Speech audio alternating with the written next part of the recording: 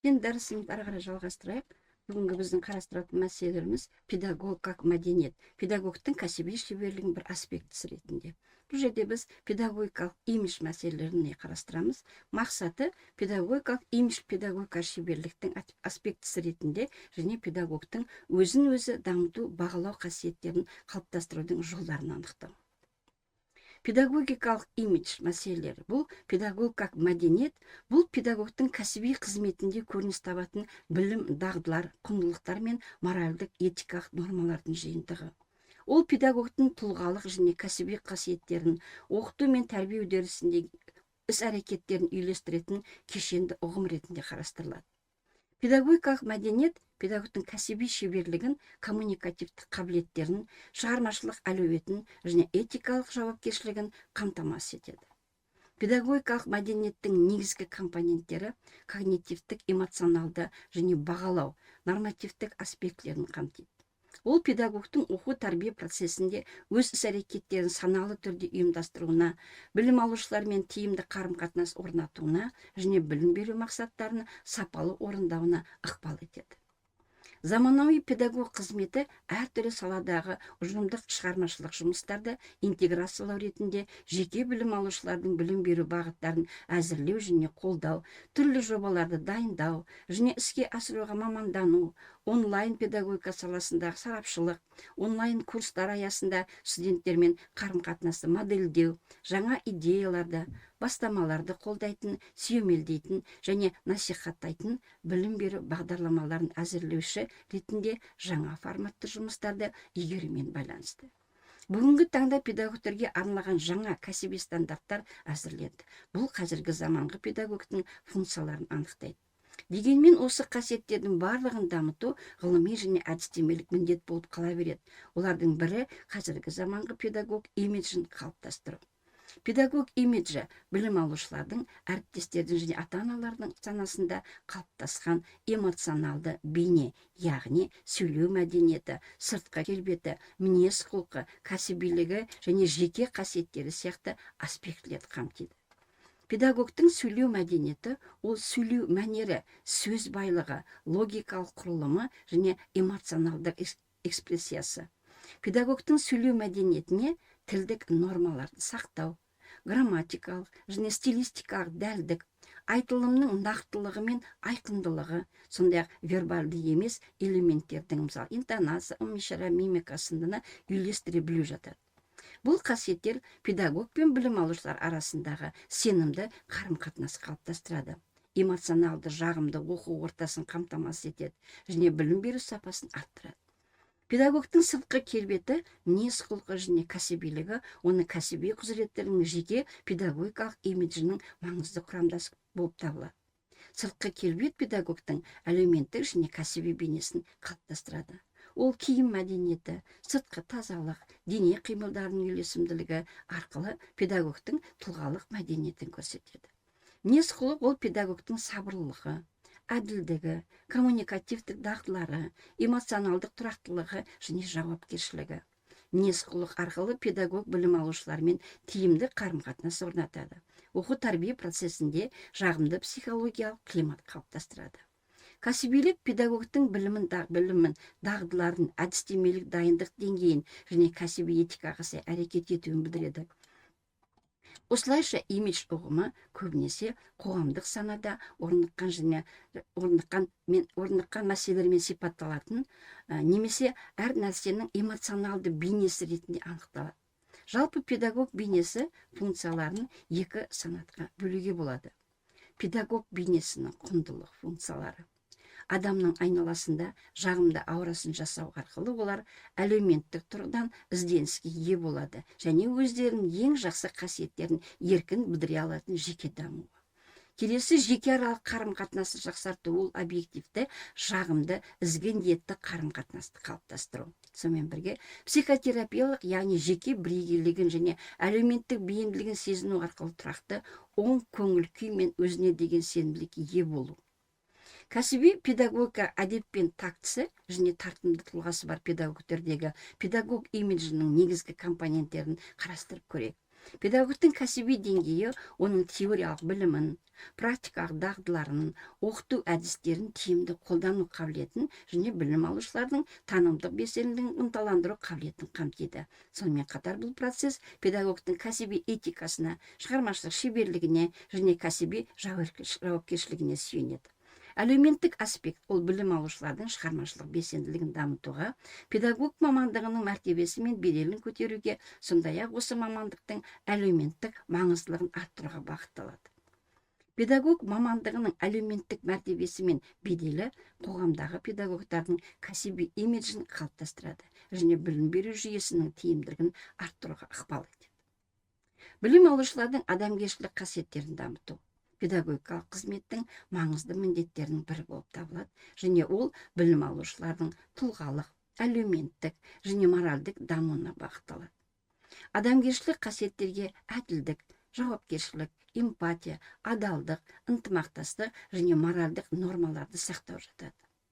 Ол білім алушылардың қоғамдағы әлеуметтік рөлін түсінуіне, тұлға аралық қарым-қатынастарда этикалық нормаларды ұстануына және өзін-өзі реттеу қабілетінің қалыптасуына ықпал етеді. Келесі бұл көрнекілік, сыртқы келбетке оң әсер қалдыру, сыртқы келбет мәдениетін қалыптастыру. Қазіргі білім беру мекемелеріндегі жұмыс жағдайлары педагогтен басқалардың көз алдында өз беделін арттыру жолдарын іздеуді талап етеді. Ал қазіргі кезде олардың кәсіби имиджін саналы түрде қалыптастыру өте маңызды. Университет оқытушысының ішкі және сыртқы келбеті көптеген компоненттерден тұрады. Олардың ішінде ең маңыздылары кәсібилік пен құзыреттілік, эрудиция, шығармашылық энергия, жалпы және педагогикалық мәдениеттің жоғары деңгейі және психологиялық қасиеттер, жақсы физикалық және психикалық денсаулық, сыртқы эстетикалық тартымдылық. Ғалымдар маманның оң кәсіби имиджін қалыптасуы мен дамуына жеке тұлғаның эмоционалды бағдар әсер ететін, атап айтқанда қызығушылық және кәсіби жеке белсенділіктің когнитивтік аксиологиялық компонентін және жеке тұлғаның шығармашылық ұмтылыстарын ынталандыратын эмоция, қуаныш, белсенді және ішкі қанағаттануды, өзіне деген сенімділікті, өзін-өзі бағалауды, кәсіби қызметтегі табысты және айналасындағылардың ізгі ниетін сезінуге бағытталған эмоция. Махаббат кез келген адамның өмірінде ерекше орын алатын жеке және кәсіби өмірдің әртүрлі салаларына әсер ететін ерекше қарым-қатынастың қалыптасуына ықпал ететін эмоция. Сонымен педагогтың имиджі мынандай құрамнан тұрады: жеке және тұлғалық қасиеттер, коммуникативті қасиеттер, кәсіби іс-әрекеттің және мінез-құлықтың ерекшеліктері. Педагогтың сыртқы имиджі де кәсіби шыңдалуда ерекше орын алады. Атап айтқанда мимика, дауыс күші мен тембрі, костюм, қимыл, мәнер жатады. Сыртқы бейнеміздің үйлесімді әсер қалдыру үшін вербалды және вербалды емес қатынас қажет. Мәнерлі сөйлеу, көндіре білу, стиль мен киім түсінің психология әсерін білу, тұрған тұрысқа, мимикаға және мәнерге көңіл бөлу. Шыдамдылық. Ғалымдар тұлға құрылымындағы жағымды имидждің қалыптасуына әсер ететін 4 элемент атаған. Жұмыс стилі. Ол адамдармен қарым-қатынас жасау, ортақ тіл табу, бірлескен шешім қабылдауға ықпал ету және талқылауларда өз көзқарасын қорғау және дәлелдеу қабілетін білдіреді. Жаңа көзқарастарды алға тарту мақсатына жету жолында адам жай ғана бар идеялармен, тұжырымдамалармен сәйкестендіргенмен сипатталатын іргелі ой. Жеке мінез ол өзіне деген сенімділікпен, өз көзқарасын білдірудегі анықтықпен және көпшіліктің назарын аударып, ұстап тұру және аудиторияны сендіру қабілеті ретіндегі көркемдікпен сипатталуы керек. Келесі заманның жаңа үдерістеріне ерекше көзқарасы, оның кәсіби қызметтің заманауи әлеуметтік технология және педагогикалық өзгерістерге бейімдеу қабілеті болып табылады. Бұл қасиет педагогқа білім беру үдерісінде инновациялық әдістерді, заманауи технологияларды және жаңашыл педагогикалық тәсілдерді тиімді қолдануға мүмкіндік береді. Педагогикалық сана педагогтың өз мінез-құлқының нормаларын, қоғамдағы қарым-қатынастарының сипатын және адами қасиеттерінің құндылығын түсіну ретінде қарастырылады. Педагогикалық сана бұл педагогтың кәсіби қызметін теориялық және практикалық тұрғыдан саналы түрде ұйымдастыру қабілеті. Оның ішінде педагогикалық мақсаттар мен міндеттерді түсіну, оқу тәрбие үдерісін жоспарлау және басқару, сондай-ақ өз іс-әрекеттерін кәсіби нормалар мен моральдық принциптерге сәйкес бағыттау қабілеті. Педагогикалық сана педагогтың кәсіби құзыреттілігінің негізгі компоненті болып табылады және оның кәсіби шеберлігі мен тұлғалық дамуын анықтайды. Педагогикалық сана педагогқа оқу тәрбие үдерісінде әдістемелік таңдау жасауға, білім алушылардың танымдық, эмоционалды және әлеуметтік қажеттіліктерін ескеруге, педагогикалық жағдайларды тиімді басқаруға мүмкіндік береді. Сонымен қатар педагогикалық сана педагогтың кәсіби этикасы мен құндылық бағдарларын жүзеге асыруға негіз болып, білім беру сапасының жоғары деңгейін қамтамасыз етеді. Педагогикалық құрмет ұғымы педагогтың өзінің маңыздылығын сезінуін ғана емес, сонымен қатар қоғамдық мойындау мен құрметті білдіреді. Педагог құрметі бұл оның кәсіби міндеттерін орындауға көрсетілетін нақты кәсіби еңбегінің қоғамдық бағасы. Педагогтың беделі білім алушылардың педагогтың кәсіби құзыреттілігін, жеке қасиеттерін және құндылығын мойындауы, бұл олардың білім беру және тәрбиелеу әсеріне негіз болады. Келесі бұл педагогикалық такт. Педагогтың мінез-құлқы мен іс-әрекетіндегі үйлесімділік сезімі. Ол құрметте, адамгершілікте, әділдікте, өзін-өзі бақылауда және білім алушыларға, ата-аналарға және әріптестерге дұрыс көзқарас таба білуде көрінеді. Педагогикалық этикет. Оған педагог пен білім алушылар, педагог пен ата-аналар, педагог арасындағы қарым-қатынасты реттейтін мінез-құлық ережелері кіреді. Педагогикалық этикет кәсіби бейнеде, сөйлеу стилінде және нақты мінез-құлықта көрінеді. Педагогикалық этикет ережелерін сақтау педагогтың білім алушылар арасындағы беделін нығайтуға, қолайлы психологиялық ахуал жасауға және білім алушылар тобымен де, жеке тұлғаларымен де тиісті қарым-қатынас орнатуға көмектеседі. Педагогтың сөйлеу мәдениеті.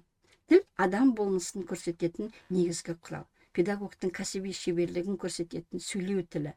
Тілдің құдіреті туралы зерттеуші ғалымдардың қазақ этнолингвистикасының негізін қалаушы академик Әбдуәли Туғанбайұлы Хайдар өз еңбектерінде тілдің танымдық мүмкіндіктерін пайдаланып, қазақ этносының ұлттық психологиясының, тарихының, мәдениетінің, рухани болмысын, дүниетаным мен көзқарасының ерекшеліктерін айшықтап көрсетеді. Педагогтың сөйлеу мәдениеті сауаттылық, сөйлеудің анықтығы, мәнерлілік және әдеби стандарттарға сәйкес кәсіби қасиеттер мен нормалардың жиынтығы. Ол педагогтың жалпы кәсіби мәдениетінің бөлігі болып табылады және дұрыс айтылуды, интонацияны, кідірістерді, темпті және педагогикалық мақсаттарға жету үшін сөздік қорын пайдалана білуді қамтиды.